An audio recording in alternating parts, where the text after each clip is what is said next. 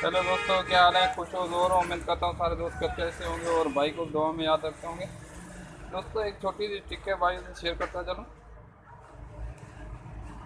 ये लोरी रिसीवर है, इसका बोल्ड वर्जन चाहिए।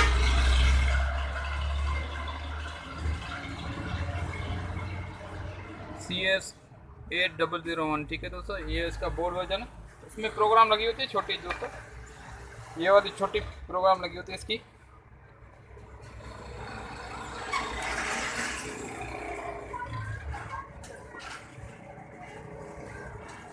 इसमें ज़्यादातर दोस्तों ये फाल्ट दिखने में आता है, ऑन पे चला जाता है।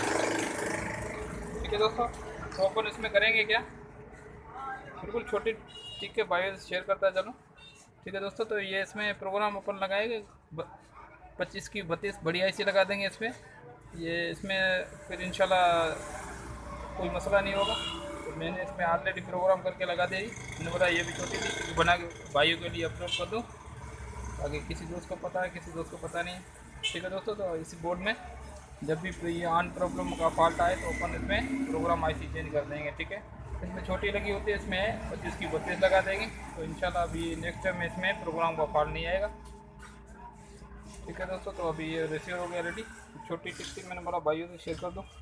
अगर कोई दोस्त पेज पे नया है तो सब्सक्राइब आदमी कर देना, साथ साथ लाइक भी कर देना और दोस्तों से शेयर कर देना। मिलते हैं नई वीडियो के साथ, नए टॉपिक के साथ। तब तक अपना ख्याल रखना।